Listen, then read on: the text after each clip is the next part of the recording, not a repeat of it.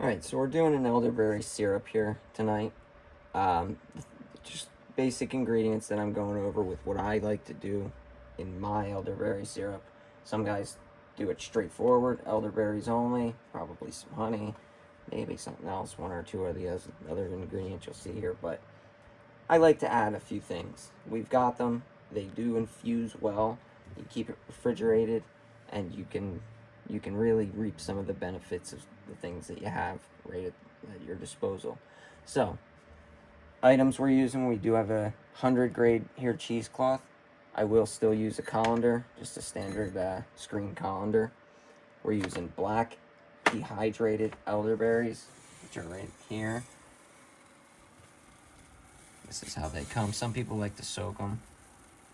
I don't find it too necessary, being the process is about an hour, and sometimes even a little longer than an hour to cook them down and go from there. So what you'll see here is raw organic turmeric root.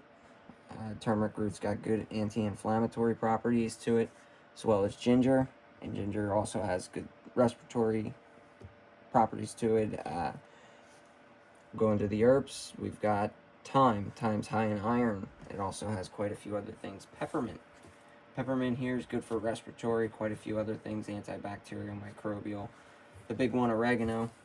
Believe it or not, it's actually not a heavy dose here of oregano. It looks pretty heavy, but we do use this for the birds as well as our family, so I try to make it a little bit withstandable.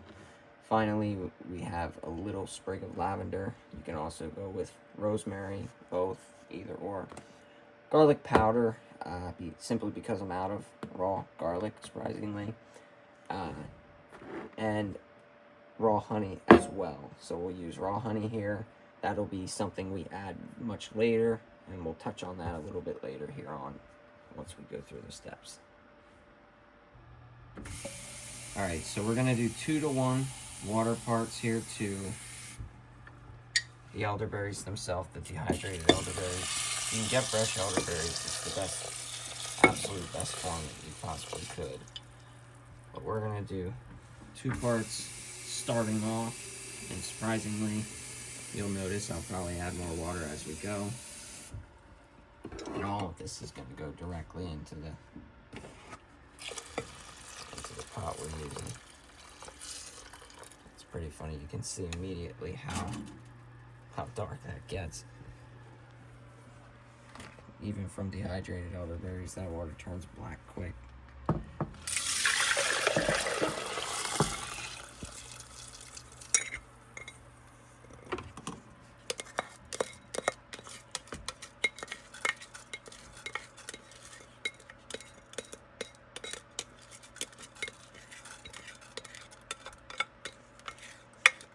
Get everything in there. Now what we're gonna do here is, this is on pretty much on high to start, just to get it up to a boil, and then I bring it right down to a simmer almost immediately. But I'm gonna add all my herbs directly in there, because I have the cheesecloth, I have the colander, so it's much easier in my world to add everything right on in. And I will be adding more water to this.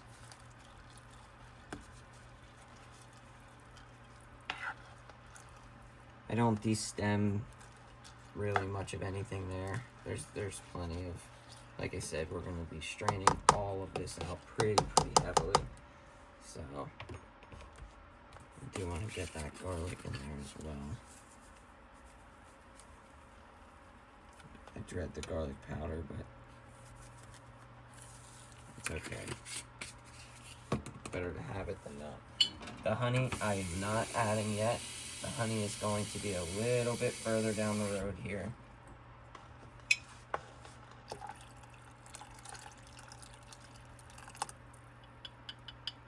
Alright, and we'll pick up here when we get it up. Alright, so we've got it coming to a boil here, which is good. Berries starting to swell, you can see everything turned in there. And what we're gonna do here and I'll show it when it comes down a little bit further, but we're gonna turn the heat down about halfway to what it was, get a nice simmer going. I did just turn the heat down actually. Get a nice simmer going, and we're gonna reduce. We're gonna continue to reduce this down, and then add a little bit more water and let that reduce down again. So that's how we get it nice and thick, syrupy, the way that we want it. And then we'll go ahead and show how we strain it, and if we need to, we'll use the cheesecloth. But a lot of times I don't feel it. The cheesecloth is that necessary, so we'll go ahead and make that decision then. All right. So you can clearly see starting around up top here is where we had it originally.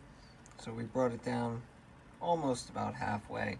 I'll let it simmer for about 15 more minutes, maybe 15-20. And then I'm going to add more water to bring it right back up to here. And we're going to simmer it right back down, reduce it to make it a thicker substance. So that's about where we're at now. We're about an hour into it.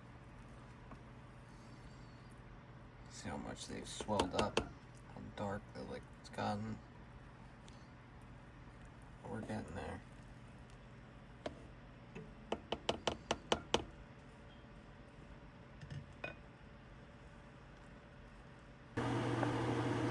Alright, so we're pretty much where we want to be here. I'm gonna shut this off. So we started up top here. We reduced it down, and more. Bringing it down.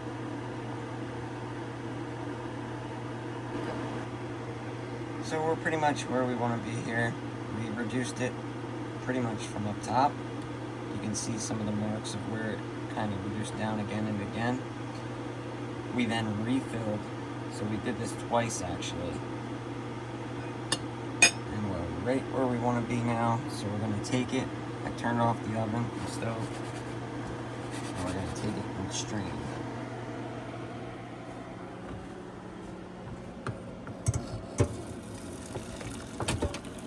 You can use the cheesecloth. I don't always find it necessary.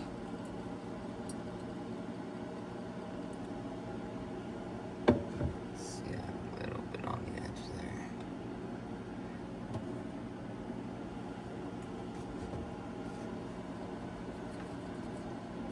So now the whole key here is to give it time to cool down. So I'm going to press all of these berries down and do it with a spoon, but I prefer kind of doing it with my hand, but for the sake of a video here, we'll go ahead and just kind of press it all out. Actually,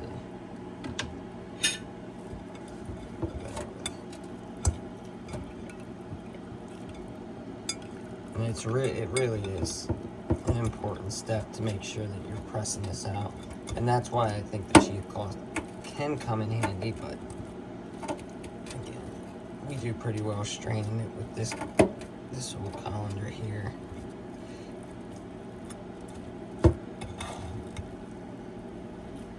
You're pretty much just mashed potatoing it down into the colander. Again, let it cool. You'll be able to get it better more and more. But what we're gonna do is what we're left with here.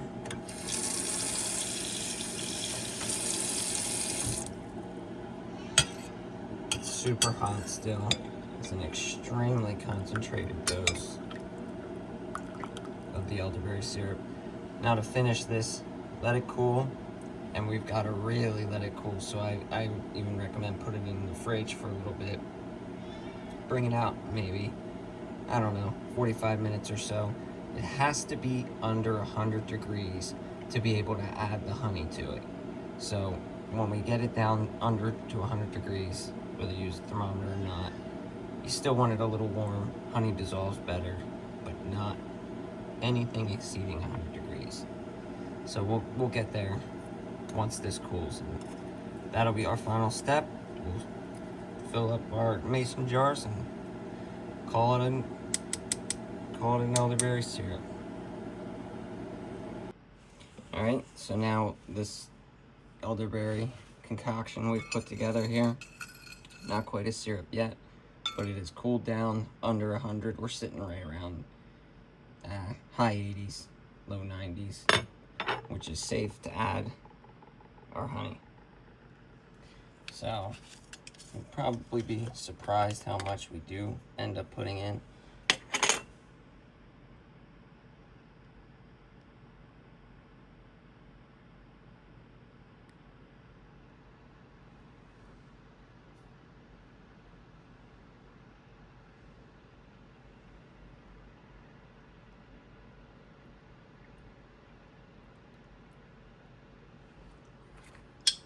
Alright, believe it or not, that full jar of honey here, we did put about half of it in there.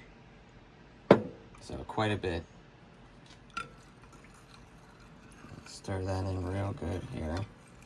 Get it to completely dissolve. This does help thicken it up to more of a syrup. It does also help. Some people will tell you you won't have to put it in the refrigerator after you add that much honey, maybe even a little bit more. I still refrigerate it. I don't see any harm in it. We use it enough. Almost a daily thing, weekly for the birds. So, and I do put this on my birds' feed. It used to be more of a water additive, but recently it's become a feed thing. Alright, so now this is pretty much dissolved all the way. When it's warm, it's not too bad. Pretty quick transition here. So we're gonna take it, we're gonna funnel it down into the mason jar.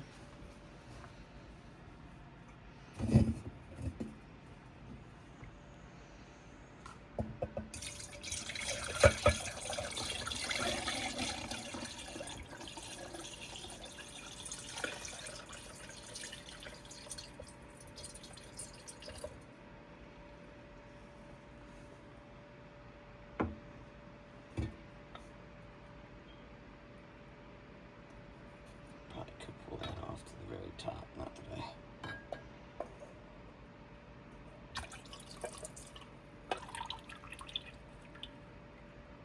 Yeah, we measured exactly right.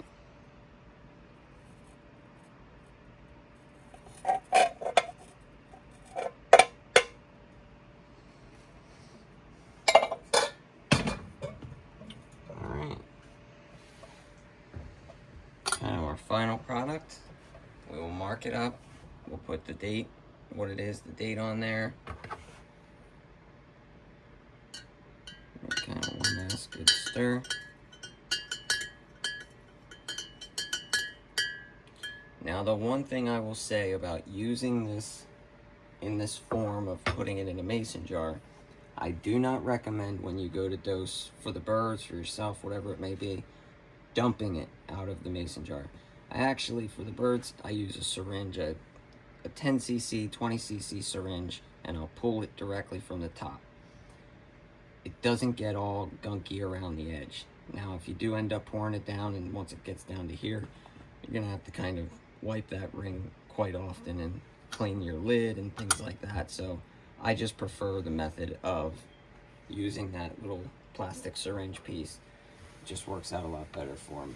So this is our elderberry syrup, predominantly using it for our own health benefit as well as the pigeons. And hopefully this will help some people out if they want to do it themselves.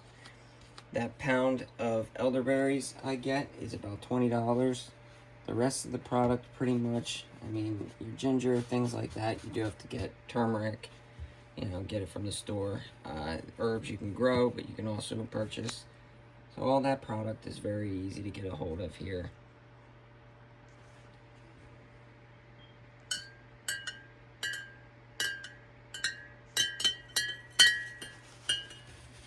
Alright.